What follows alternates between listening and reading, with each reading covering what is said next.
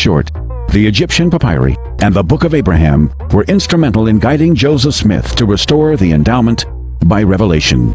One of the really exciting things that we have found as we've gone through and looked at these texts that are Egyptian religious texts that use biblical characters in them, we find lots of little things here and there, all sorts of, there's stelae that where Abraham is substituted for Osiris, various little things, but we have a huge cache of papyri that are really Egyptian rituals. And in this cache, we find they're using frequently biblical figures. It's riddled with biblical figures.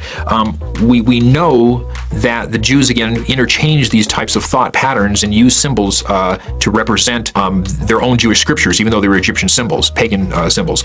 And so it's something that actually has some strong support. Abraham is a Jewish substitute for Osiris, which is exactly what he is in facsimiles 1 and 3. That's Osiris that, Egyptians recognize that figure as Osiris, but Abraham has made a Jewish substitute for Osiris. Which is exactly what we find with the Joseph Smith papyrus, that Egyptologists say it's Osiris laying on the lion couch. The Jewish, in one twist, would say it's Abraham laying on the lion couch, and that makes perfect sense from a Jewish standpoint, and it's exactly what we find in the Book of Abraham.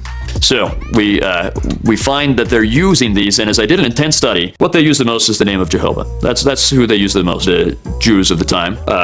But the top two mortals they use are Abraham and Moses. The way they use them, it becomes very, very clear that they knew both the biblical stories, but they also knew stories beyond the Bible, extra-biblical or non-canonical stories. They had materials that told stories about Abraham that aren't in our current Bible. One example of this is a text called the Testament of Abraham. In that text, part of it is a description of the judgment. And this judgment scene is clearly based on an Egyptian vignette from chapter 125 of the Book of the Dead. And many people have seen this. There's Osiris sitting on his throne, and there's a depiction of scales. And in the Test of Abraham, Osiris becomes Abel, and we see some of the Egyptian gods becoming angels. So there's this crossover going on, and like I said, the same thing is found very likely in the Book of Abraham that we have.